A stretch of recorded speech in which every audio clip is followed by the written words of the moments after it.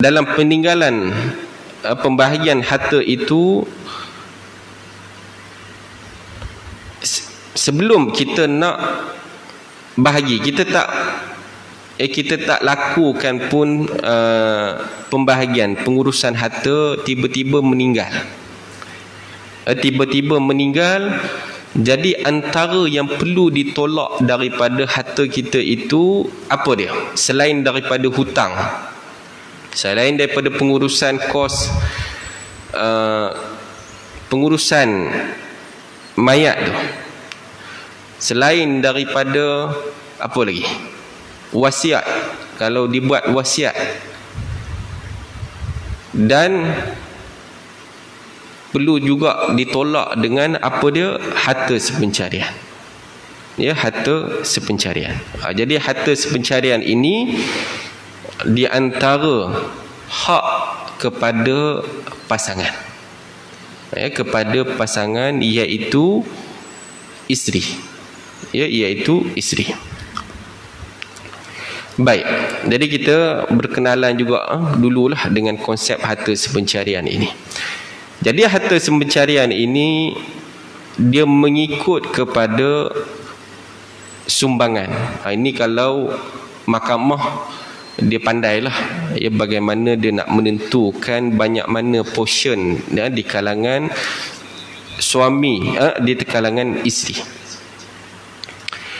Baik, dari sudut perbahasan syarak itu, perbahasan syarak, harta sepencarian ini adalah berdasarkan kepada uruf. Berdasarkan kepada uruf yang berlaku pada masyarakat Melayu.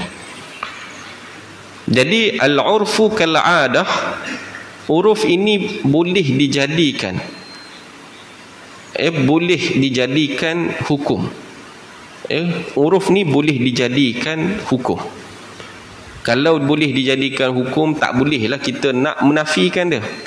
Contohnya dulu ni orang jual telefon ni dengan charger dia. Kan, jual telefon dengan charger. Uruf dia macam tu. Tak bagi charger, pelanggan boleh tuntut. Tapi sekarang ni orang jual telefon, dia tak jual charger sekali. Dia tak jual charger. Jadi dia dah menjadi uruf dalam tijari. Dalam harta benda penjualan ni, uruf tu berlaku. Jadi bila uruf tu berlaku, kita tak bolehlah nak katuk kepala orang yang menjual handset tu kalau dia tak bagi charger. Sebab urufnya charger tu dah tak termasuk dalam penjualan telefon. Jadi bila telefon tu kita nak beli, tiba-tiba kita cek tak ada charger. Salah dah. Bila tak ada charger, kita tak bolehlah nak marah penjual tu. Sebab dah menjadi uruf, orang menjual dalam bentuk yang asing.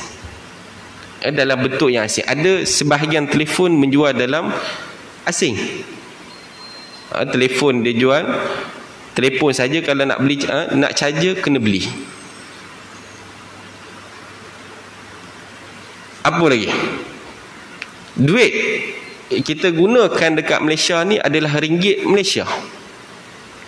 Tiba-tiba kita pergi dekat US ke, kita bawa balik dolar.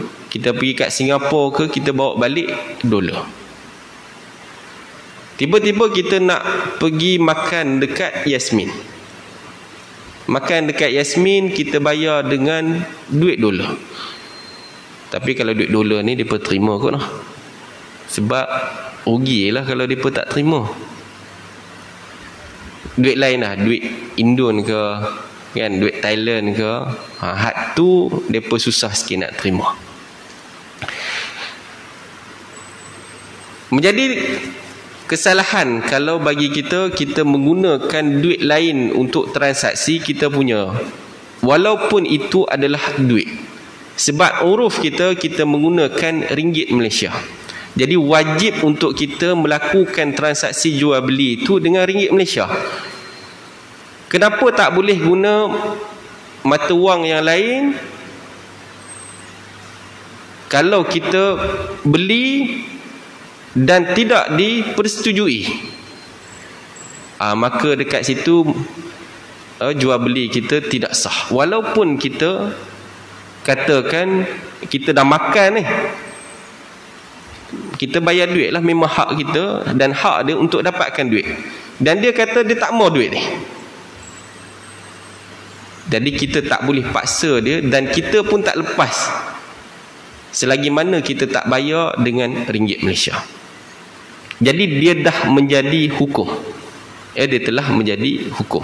Jadi hukum itulah yang diguna pakai. Jadi dalam harta sembercarian ini dibincangkan oleh para ulama Nusantara kita ni lah. Para ulama Nusantara kita ni, disebabkan uruf kita dekat Nusantara ni, lelaki dan perempuan, isteri dan suami ini sama-sama menyumbang dalam pekerjaan. Kalau uruf di Arab itu hanya suami sahaja bekerja, isteri tak bekerja.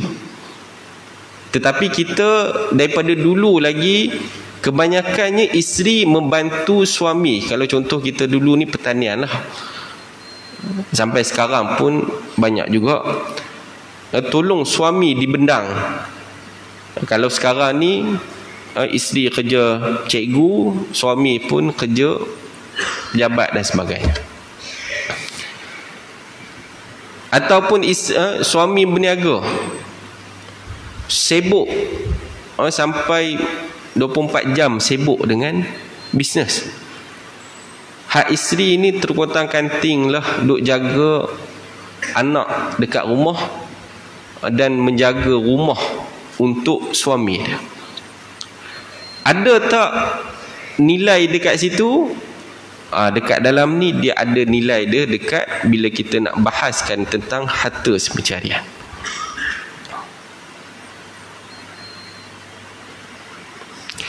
Jadi akad, apa akad dia tu? Akad dia adalah akad yang disebut sebagai syarikah, syarikah mata'ul bait. Dia tak bukan syarikat macam biasa ni. Kalau syarikat macam biasa ni, kalau kita nak buat, dia adalah kita kena akad tu, berapa orang persen untung, berapa tak untung dan sebagainya tu. Tetapi ini adalah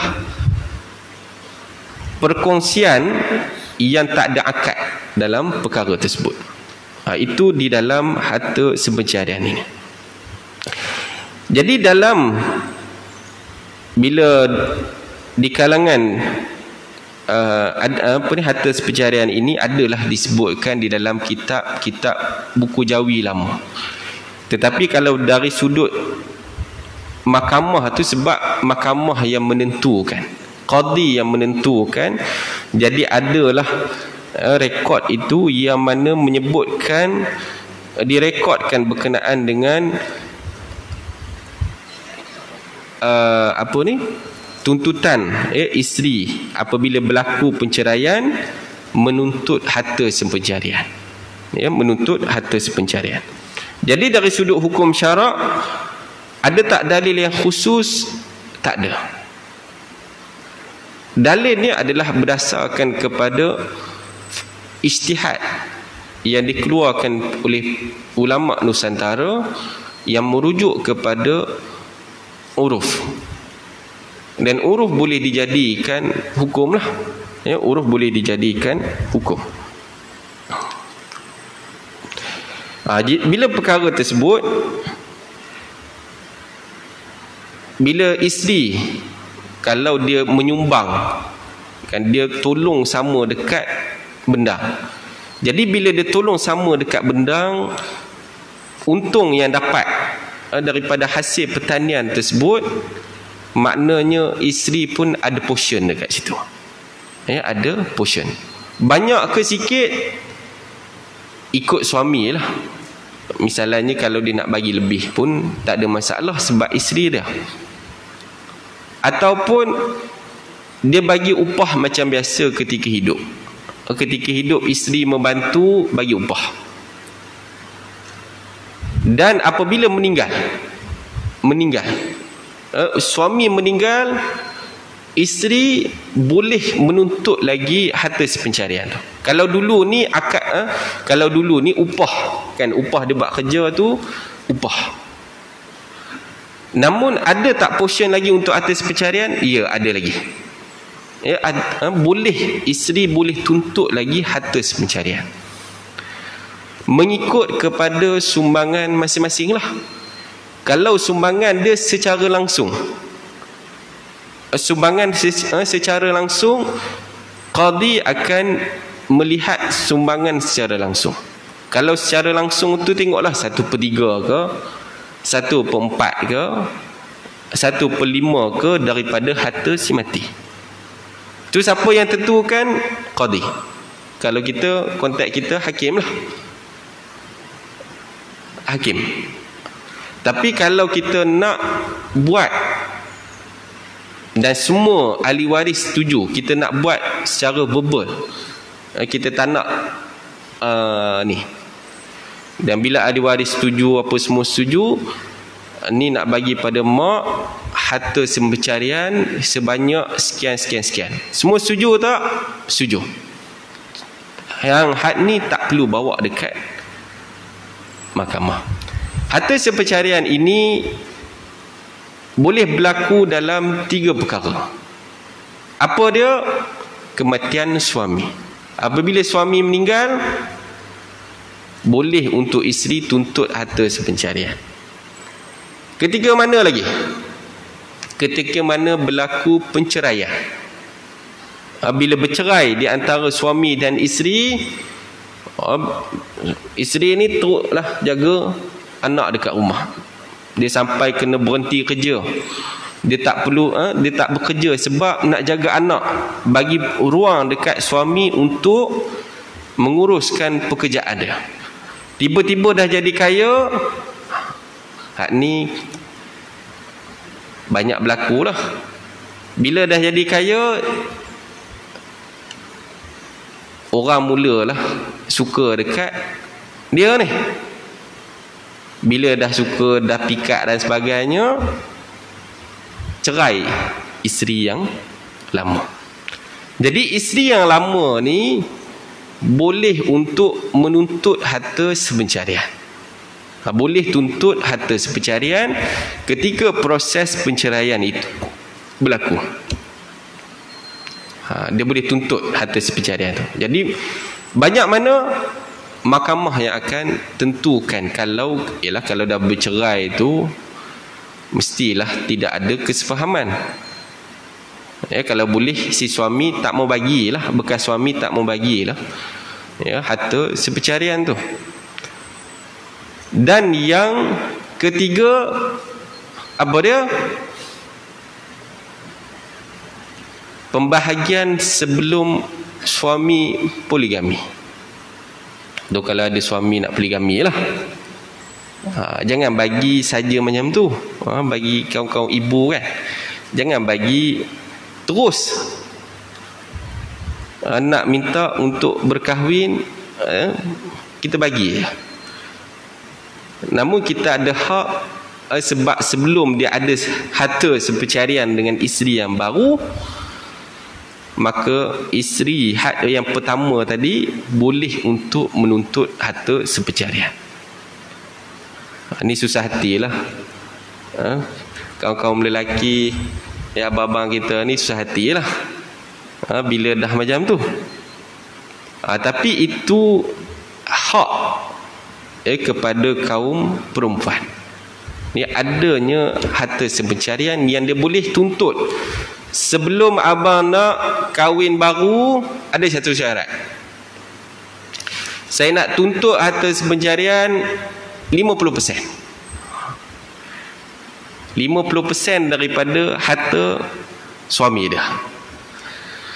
Garu kepala balik lah. Suami dia nak teruskan ke ataupun tak mau teruskan? Itu pun ni rahsia ni silap banyak lah saya bagi tahu hari ni.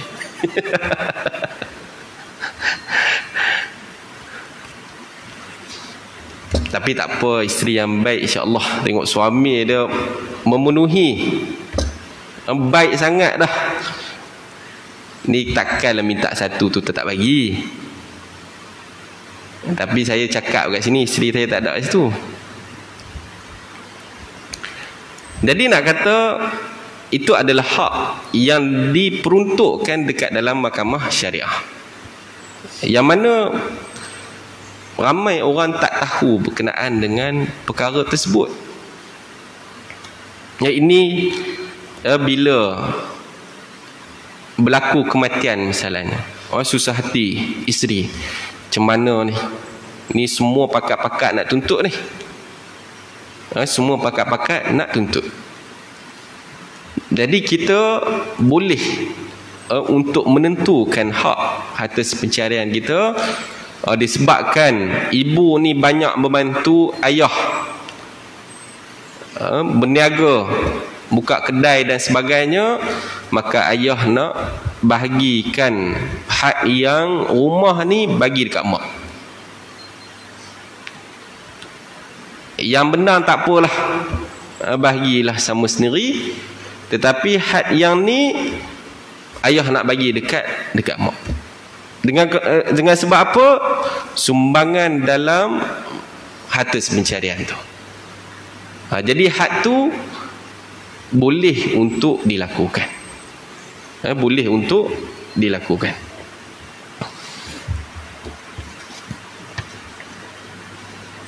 Jadi dia kena tuntut ni, kalau misalnya nak mudah lagi adalah tuntut di mahkamah lah. Di mahkamah kalau ada keputusan, wajib untuk beri. Kan? Wajib untuk beri. Kalau tak, kalau kita secara ni bila kita meninggal misalnya, kan, ni dah kata dah siap, siap kita dah cakap ni nak bagi dekat portion sebahagian nak bagi kepada ibu. Bila kita cakap verbal, sekarang ni tak laku. Sekarang ni tak laku sebab apa? Sebab bila ada di kalangan ahli waris misalnya, tuntut di mahkamah untuk melakukan pembahagian pusaka. Ni kita dah cakap dah ni, nak bagi harta pencarian tu. Tapi kalau di mahkamah bila kita tak daftarkan dia, maka akan menyebabkan kita punya pembahagian harta pencarian itu tak laku. Namun bolehlah lagi satu jalan, isteri menuntut di mahkamah. Tetapi bila kat tuntut kat mahkamah ni, dia jadi portion yang lain lah. Hakim dia akan tengok portion yang lain. Kan contohnya tadi kita dah setuju dah, okey, rumah ni biasa kepada isteri kita, kita bagi dekat dia. Bila di mahkamah, dia akan lain cerita lah pula. Mungkin nilai tu dia lebih kecil. Nilai yang nak diberikan kepada harta pencarian itu lebih kecil. Jadi macam mana nak buat? Kita daftarkan. Kita daftarkan mana portion yang kita nak berikan kepada isteri kita dengan skop harta pencarian ni. Kalau tak daftar, boleh dicabar di mahkamah. Boleh dicabar di mahkamah. Tambah kalau pemberian itu besar pula. Dia tak kisah, janji rumah tu dah sekarang ni kalau di bandar-bandar besar tu 1 juta misalnya. Kalau kita nak hire lawyer ni baru berapa persen ya, kan, daripada nilai tu. Jadi daripada tak dapat apa, baik hire lawyer.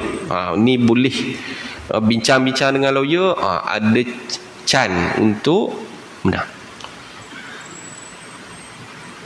Itu kita kalau dulu bolehlah kita nak wasiat, kan, kita nak hibah, kita nak buat harta pencarian itu boleh untuk kita buat secara verbal, ataupun sekarang pun boleh jugalah. Tetapi kita kena pastikan hak ahli waris kita ni semuanya bagus-bagus. Kalau ada kan baru ni anak dia meninggal, ayah dengan mak dia tak nak ambil 1 sen pun. Kan keluar kan berita baru ni, dia tak pasti pula, tak baca tajuk aja. Anak dia meninggal sebab apa tau. Tapi mak dengan ayah dia banyak juga anak dia tinggalkan harta, dia tak mau tuntut 1 sen pun. Daripada tu dia bahagikan mungkin ada isteri dia dan sebagainya. Itu kalau tak ada, senang cerita lah. Dan perkara ni pun banyak juga. Tetapi kalau misalnya tak didaftarkan, dia akan menyebabkan perkara itu akan dituntut di mahkamah. Bila mahkamah ni dia akan jadi lain pula. Kalau dia pandai, akan menyebabkan isteri kita boleh jadi tak dapat apa-apa. Contoh, isteri kita ni duit pun tak ada, nak hire lawyer macam mana? Kan? Nak hire lawyer macam mana? Tak ada duit. Bila tak ada duit, lawyer ni bagi tahu lah. Gini. Yang apa? Yang lawan pada isteri kita tadi, menyebabkan tak adalah peluang tu, hilang macam tu saja. Okey, jadi itu sebuah sedikit berkenaan dengan harta semencarian. Jadi mungkin sekadar tu saja perbincangan kita pada pagi ini berkenaan dengan salah satu daripada kaedah untuk kita menguruskan harta kita melalui harta sepencarian. Jadi mungkin banyak urusan-urusan tuan-tuan dan puan-puan pada pagi ini. Jadi kita pun tak ambil masa yang lama sangat. Kita cukup sekadar tu saja perbahasan kita. Ada soalan?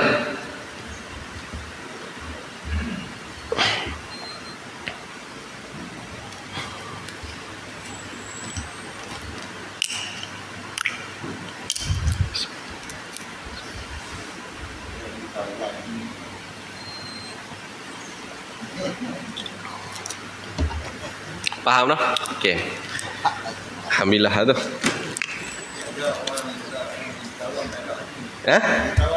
Jutawan tak ada. Tu ada, kalau jutawan ni dekat, kalau kat Masjid Damansara ke apa ke, banyak soalan kot noh. Kan kita kat Perlis ni orang baik-baik. Dan kalau kita cakap tu, insya-Allah keluarga kita tu dengar dengan baik, jadi tak ada masalah. Baik, jadi cukup sekadar tu saja. InsyaAllah ada peluang dan ruang, InsyaAllah kita sambung pada kuliah yang akan datang.